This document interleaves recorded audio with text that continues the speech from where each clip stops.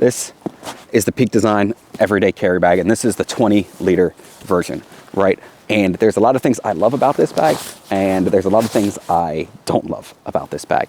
One of the things that's nice is these straps right here. You can just pull down if you need to. There's these little tabs right here, and that's how you tighten it to make it go up a little higher so you have less stress on your back. And these work very nicely.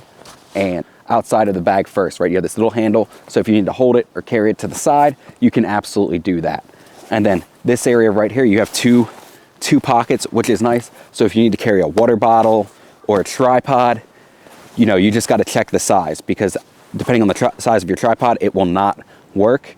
I do have some tripods that work, and what you have to do is basically get like a bongo tie and connect it to one of the hand straps right here. Now, there are some cables and other things that are attached on here that you could use, but I find the bongo tie the most convenient and the easiest way to keep it strapped without it wobbling too much. So this area right here, you can hear it, it's magnetic.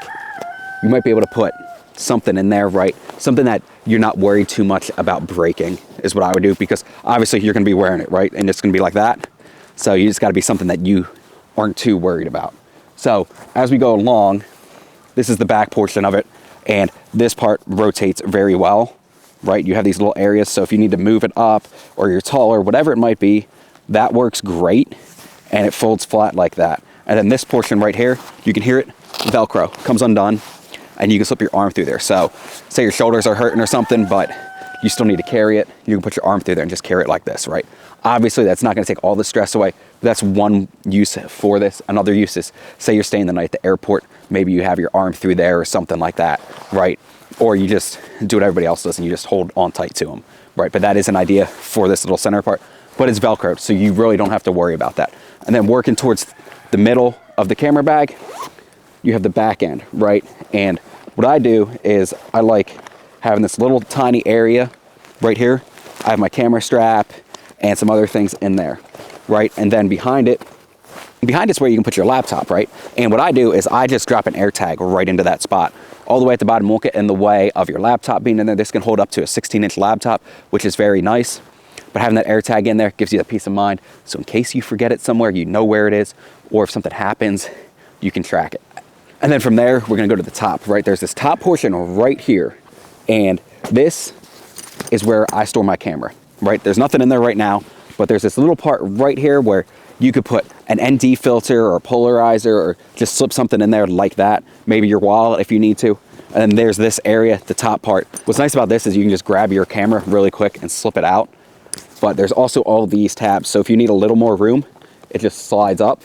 And if you need less room, all the way down, right? So that's one of the fantastic things about this top portion.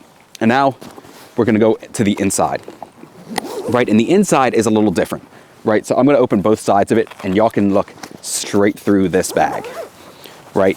So here's the middle, right? You can look straight through there and see the other side. And one of the things that I don't love about this bag are these dividers, right? The nice thing is you can take these dividers and you can move them, right? Just move them where you need to. And it's all Velcro. So if you need less room, that's great. If you need more room, that's great. And you can just pop them out and keep going. But that's one of the things I don't love is that these dividers, you gotta push them up, right? You gotta push it up and you see it right there, right? And you can have 3 different spaces, which is great, but it's also a little annoying because you kind of have to know where your equipment is versus if it's zipped open from the back, you can just reach open and see what's in the back by just having it sit on the ground, or you're holding it and you unzip it and you pull it open and you're like, okay, let me grab my 70-200, let me grab my mics, whatever it might be. This, you kind of have to know where it is, and then you got to have to go side to side or reach through, and that comes with its own problems. If you're reaching through and you knock something out from this side because you're trying to get to the other side because of a lens, possibility of something breaking. So this portion, the center portion, I am not a fan of. And I know the Peak Design thing got hyped up a couple of years ago.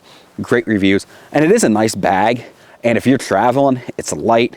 And if you're not taking a lot of gear with you, it's perfect. You can easily put it under the seat of an airplane and take it on with you. I've done that numerous times, no problem. So if it's the 20-liter one, you're perfect. But this area is just something that annoys me with this bag. And that's why I probably wouldn't buy this bag again, in my opinion.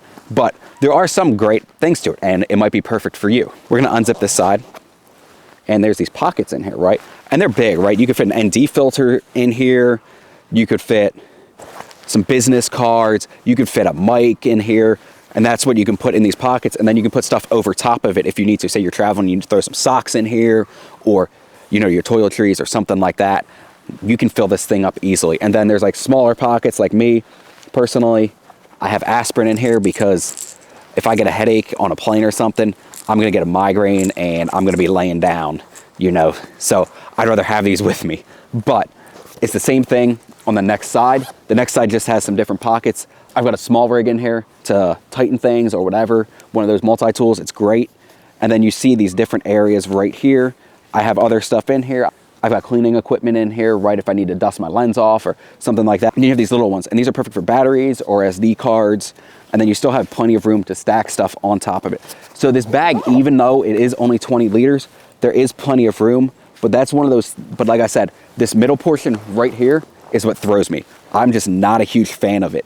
And you might love that idea and think it's great, but I'm just letting you know that might get on your nerves. Like I said, I probably wouldn't buy this bag again. You see, it is nice, right? So if you're walking and you have this bag on, you know, like I said, it's light, it's easy to carry.